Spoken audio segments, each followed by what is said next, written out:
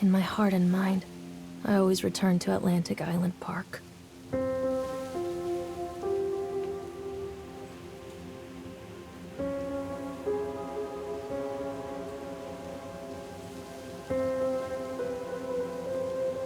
Where's Mr. Bear? I haven't seen Mr. Bear, Callum.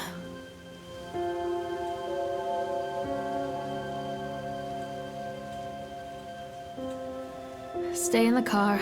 I'll go and ask information.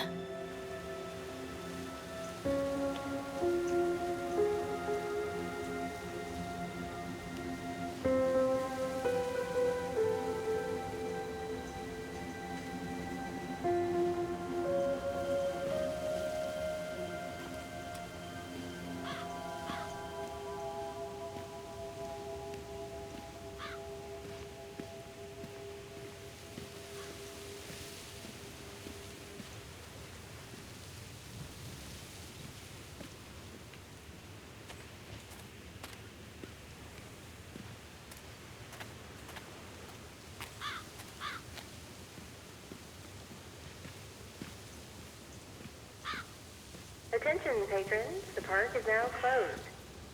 Please make your way to the car park at your earliest convenience. Employees prepare the park for shutdown. Callum was born the day this place opened. This is his favorite place in the world.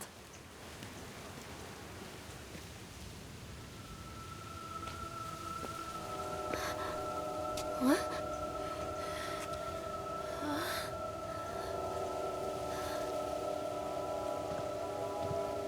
Hey, Lorraine. Lorraine. Don't blame yourself, Lorraine. People lose things all the time. Take a deep breath and think about the last place you saw your son's teddy bear. Hey, stop! I think your boy just ran into the park. I'll unlock the gates for you.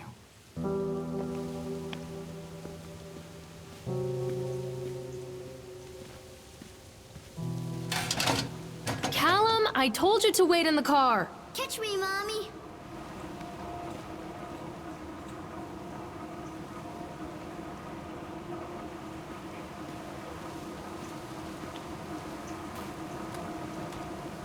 There's something special about the entrance to an amusement park. A line drawn between the real world and the world of whimsy within. On this side, the apathy of our everyday lives. And on the other, anything we might dare to dream. It's no wonder Callum ran back inside. I wouldn't want to leave either. Attention, employees. The park is now closed. Have a safe journey home.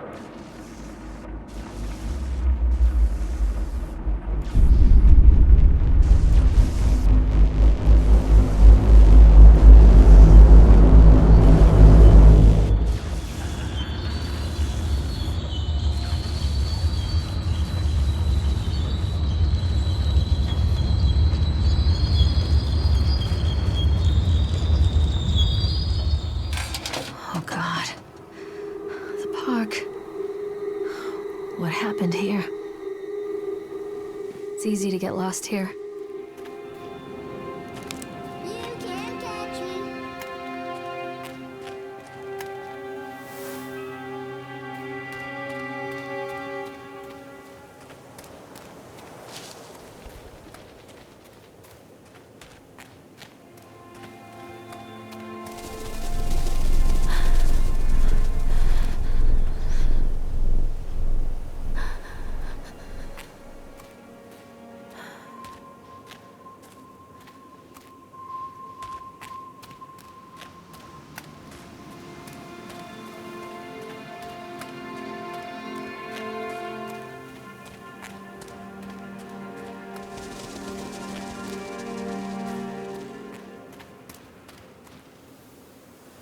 I think this belongs to Callum.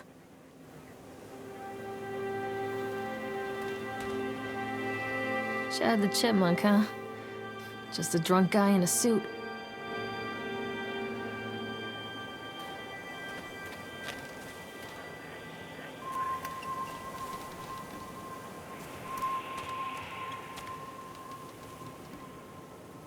What is this about?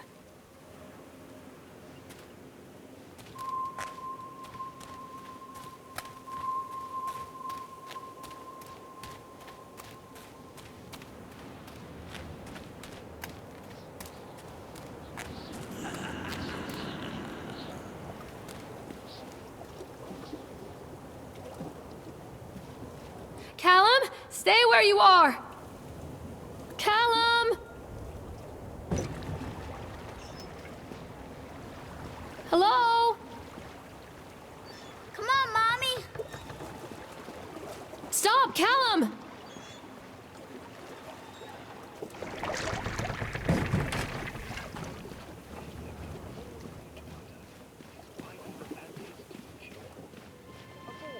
Where are you?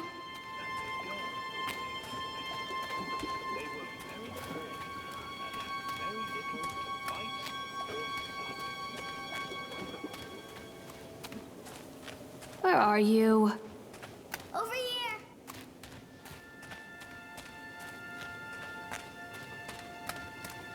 Don't hide from me, Callum! Another accident. This place. This way, Mommy.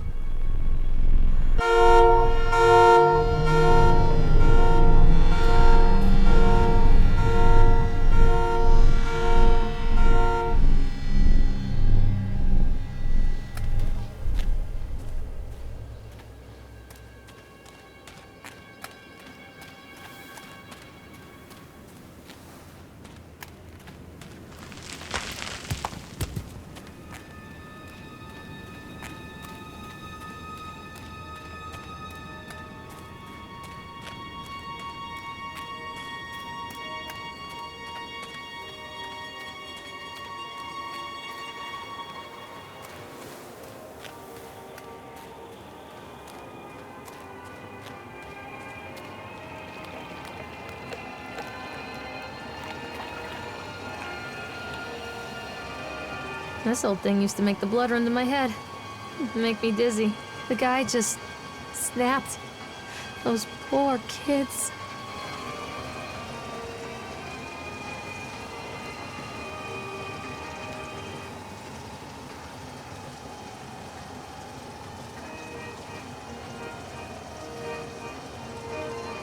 I can't get on while it's moving.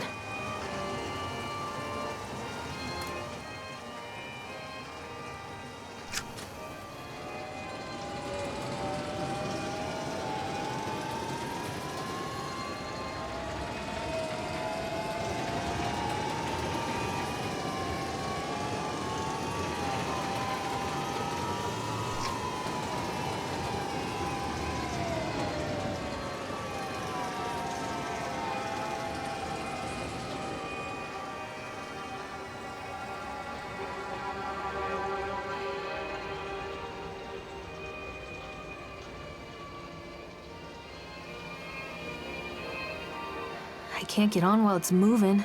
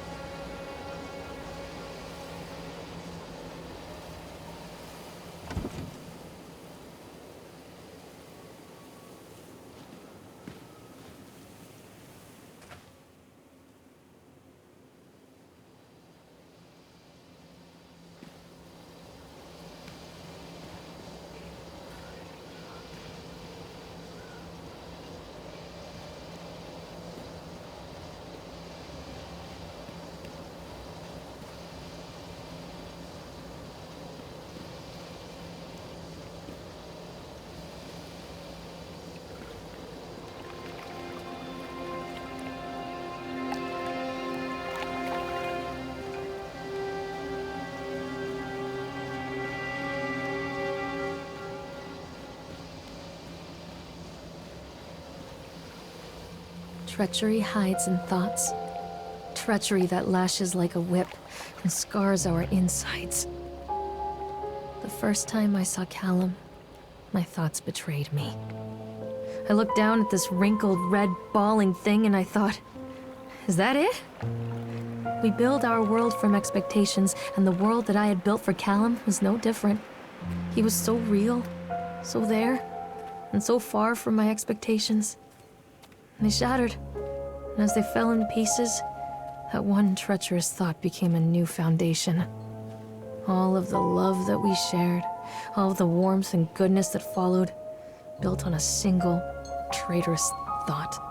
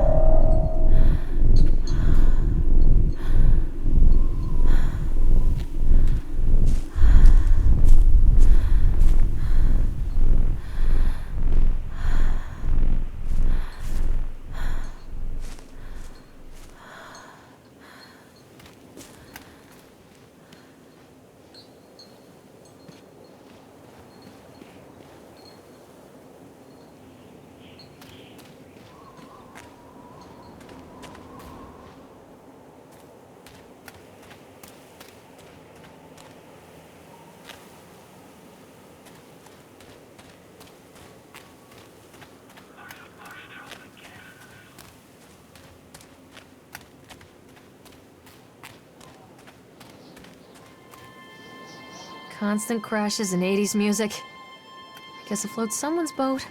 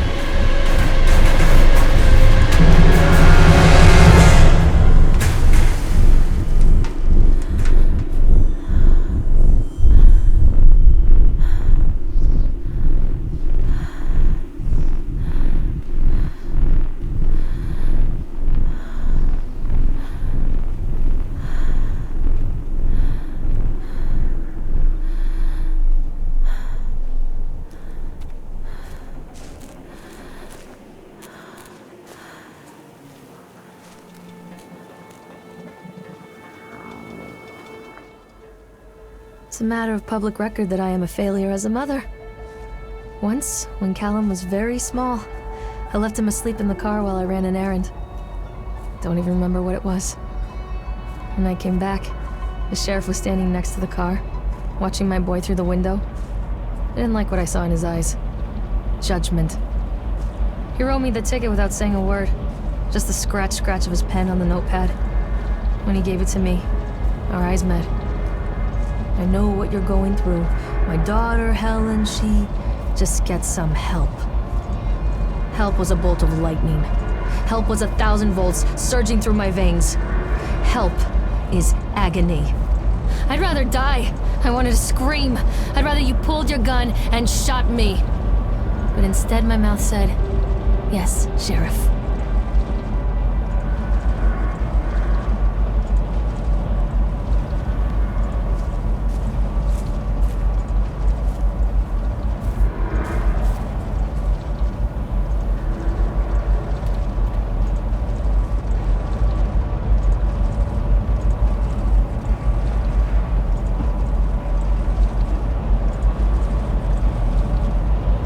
So they are going to close this place down. Doesn't surprise me. I can't get on while it's moving.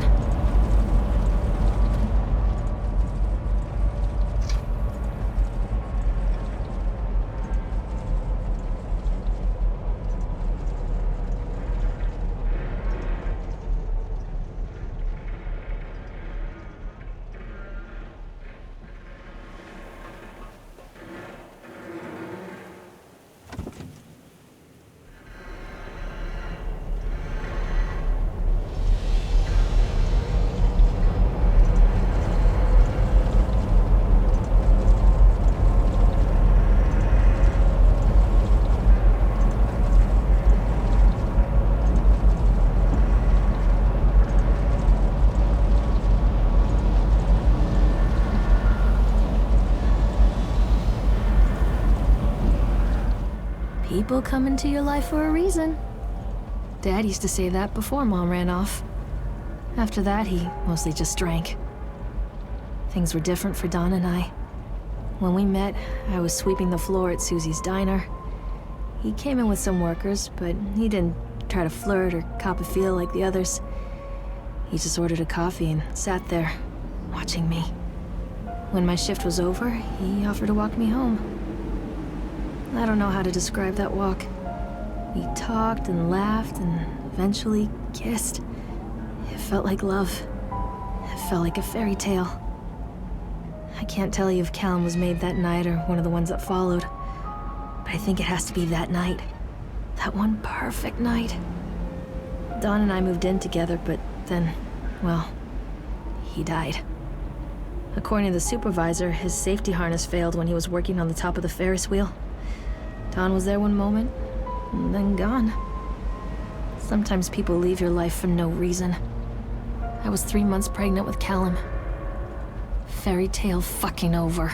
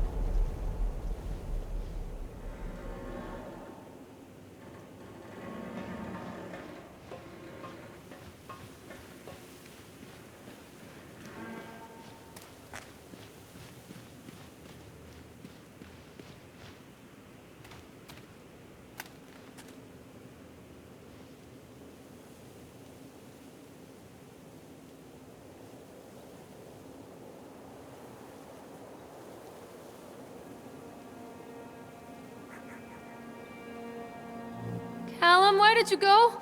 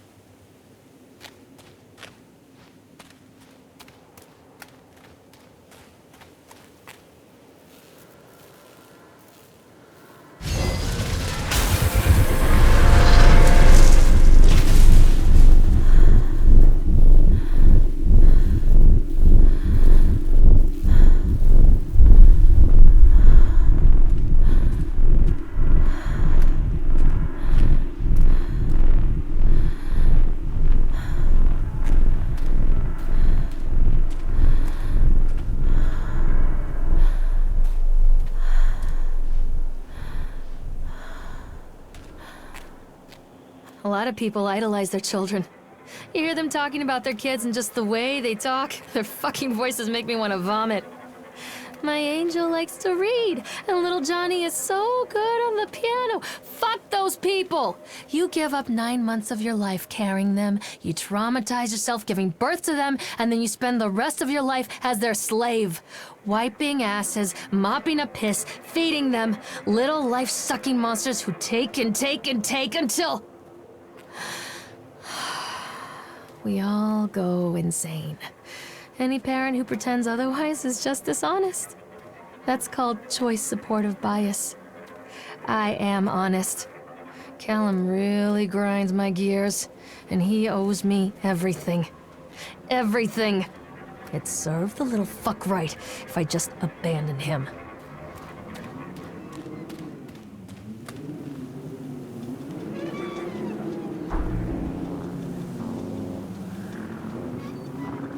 I always wanted to ride this one. Never got around to do it before.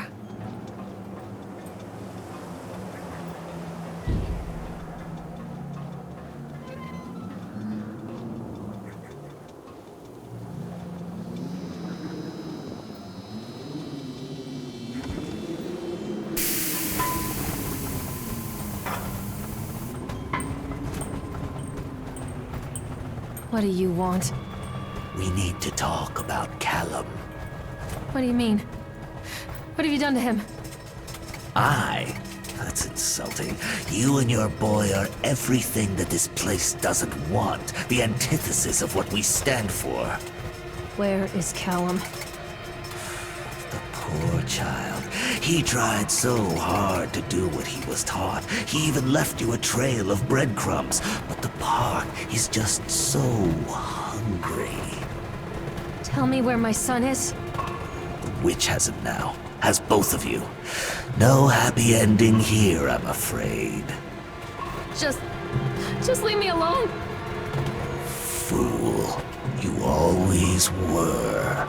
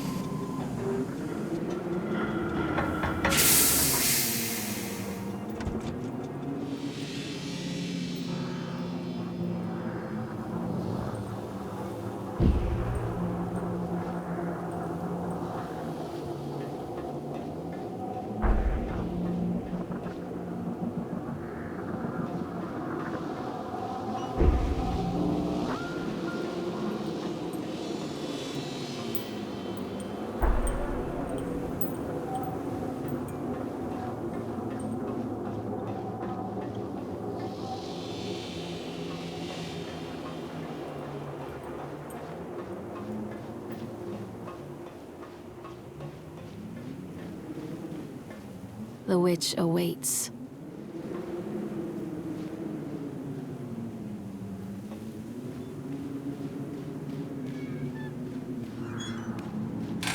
Callum has bruises on his arms, finger marks. Someone has been hurting him. I've asked him, demanded really, to know where he got the marks. But he doesn't want to answer me. Something has scared him into silence. He doesn't dare talk. He's been changing too. Something sinister lurks in the darkness behind his eyes. I catch him staring at me at odd moments. In the night, he tosses and turns and cries out words that I cannot understand. When I try to soothe him, he snaps and bites at my fingers. I think he wants to talk to me. I think he wants to tell me. But they are watching him every minute of every day. They are whispering to him in his sleep, changing him. They are taking my baby away from me. I can save him. And there will be pain. But I love him, and in the end, he will understand why.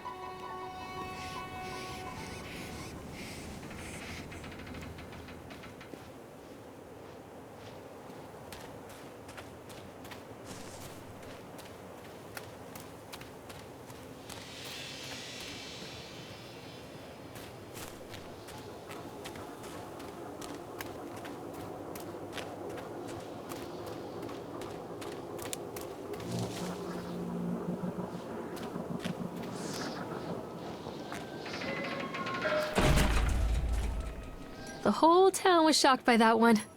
Never found out who did it.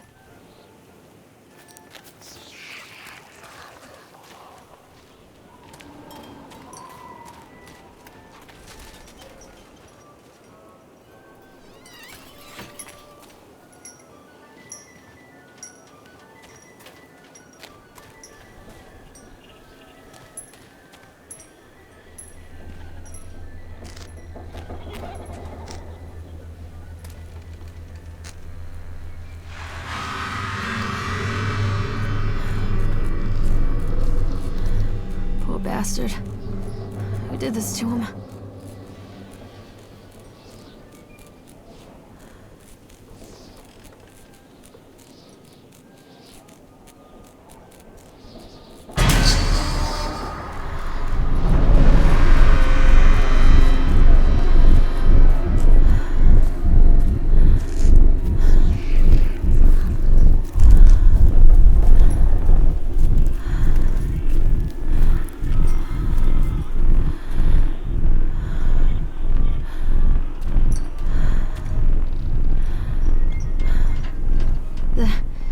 These are mine.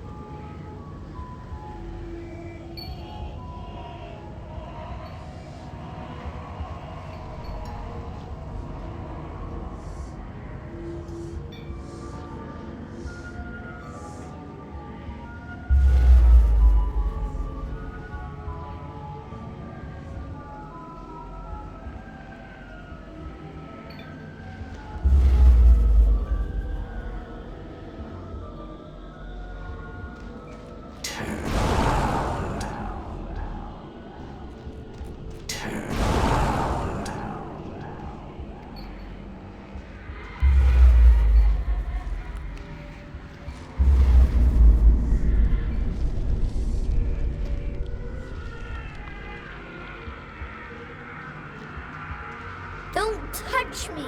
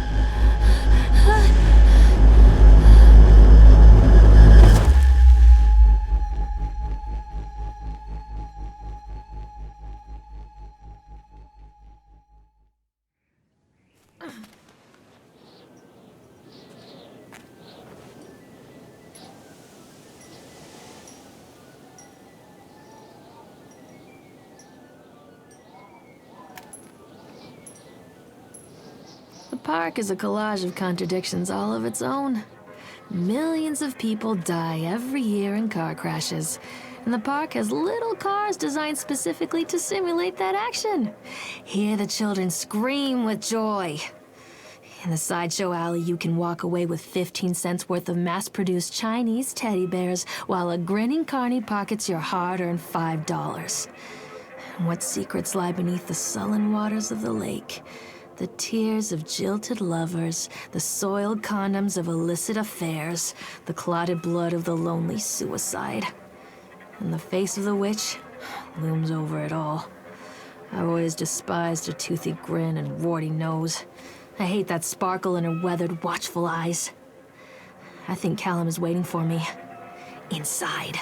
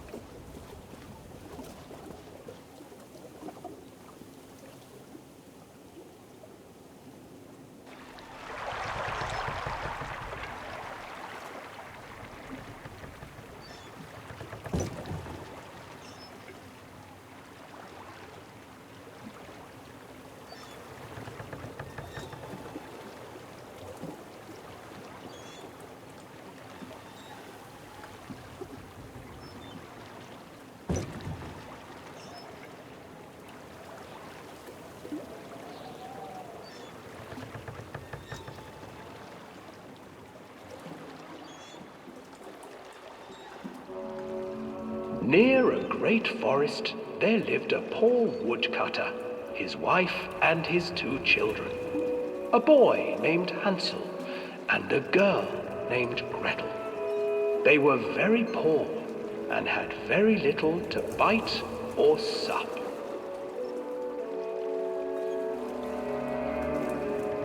"What will become of us?" the woodcutter asked his wife one night. "I tell you what, husband, we will take the children into the thickest part of the forest tomorrow and abandon them there." "No, my wife, I cannot do that," said the man. "Then we will all 4 starve, you fool." Hansel and Gretel overheard their parents talking, and Gretel began to weep. "Do not fret, Gretel," Hansel said. He crept out of the hut and gathered white stones from the ground to fill his pockets.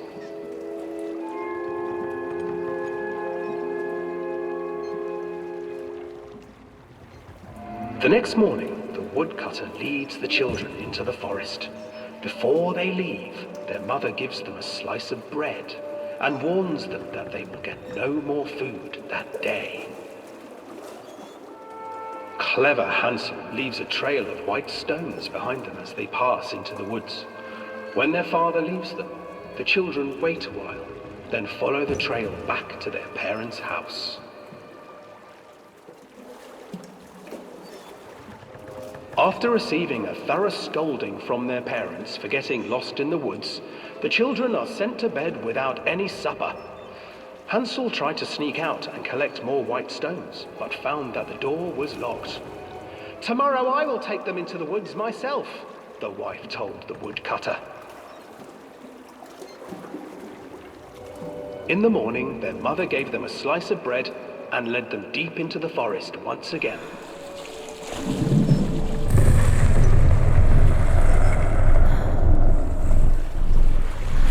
Hansel broke his bread into pieces and left a trail of breadcrumbs to lead them safely home.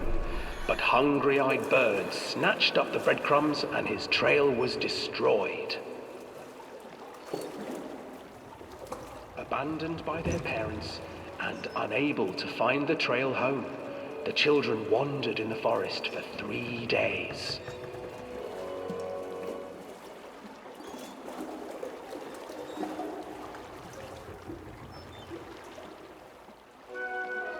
The children stumbled into a clearing with an exceedingly strange house.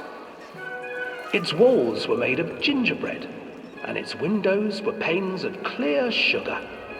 Hansel, desperately hungry, ran forward and began to nibble on the walls.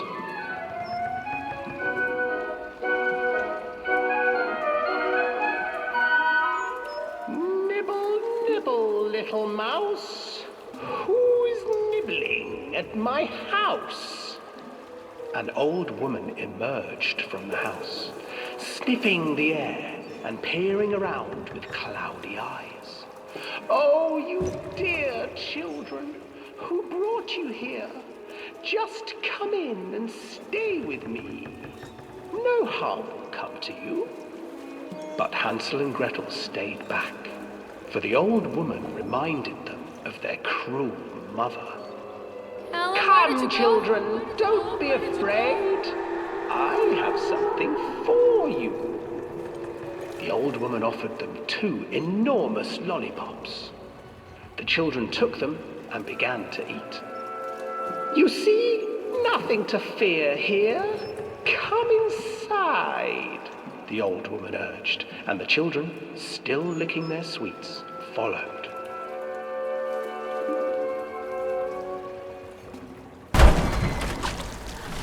Once inside the house, the old woman changed. She stuffed Hansel into a cage and put Gretel to work, sweeping and cleaning her hut. Your brother will make a good mouthful, the old witch told Gretel. Once he is fattened up, I shall feast upon him.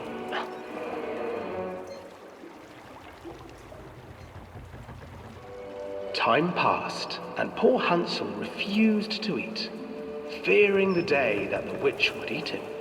The witch, for her part, grew impatient. Today I will cook and eat your brother, Gretel. Climb inside and light the oven. But Gretel pretended not to understand.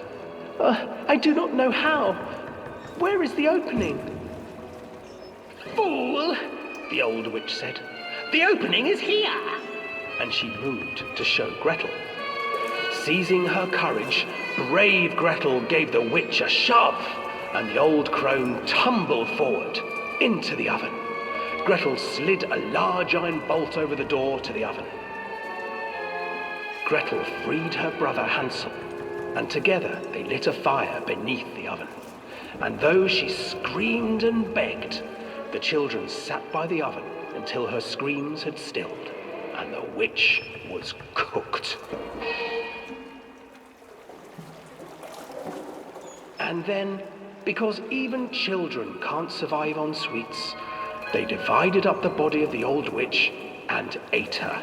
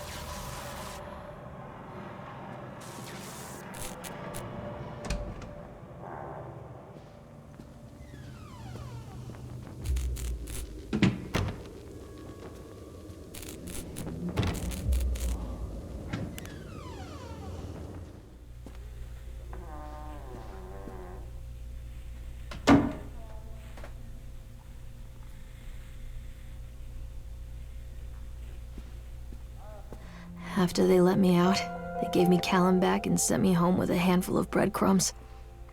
Home, bittersweet home. I barely recognized it. Where there had been color and light, there were shadows and regrets. Where there had been warmth, there was a bone-deep coldness that never went away. I tried my hardest to keep the ghosts at bay. Don, watching from the dusty corners while I tried to teach his son to read. My father, coldly assessing me and finding me lacking. I devoted myself to Callum and did the things that they told me. It will get better, they said. Every day will be a little better than the last. I'm in the woods now, lost and afraid. Things never got any better.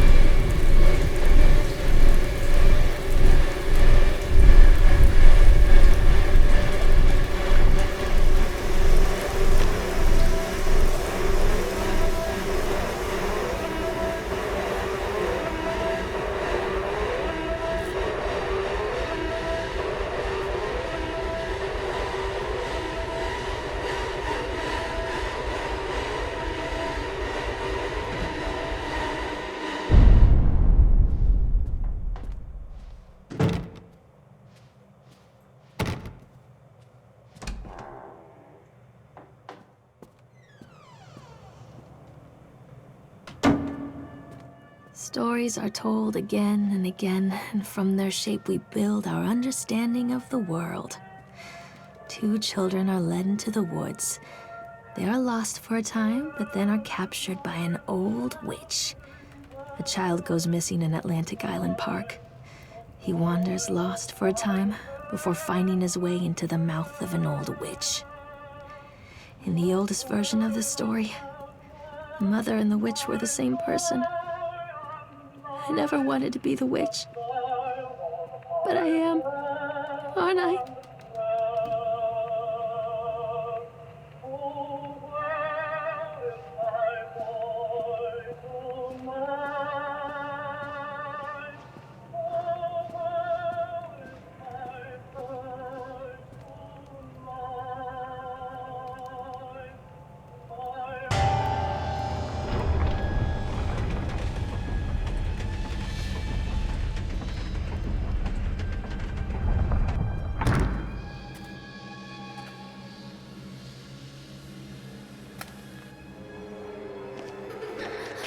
Callum? Callum?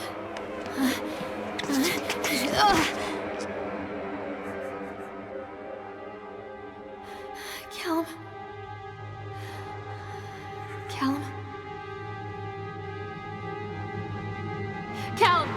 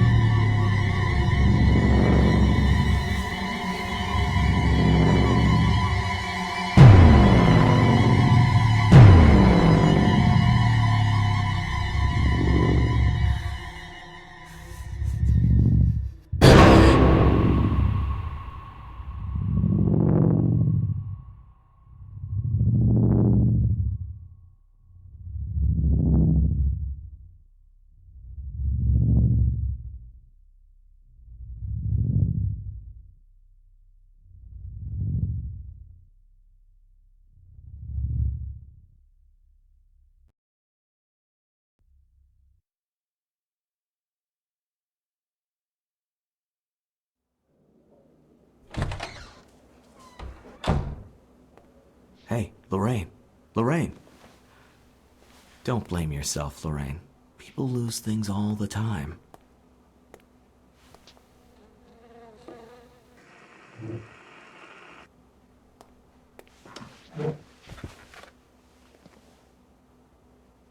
Take a deep breath and think about the last place you saw your son.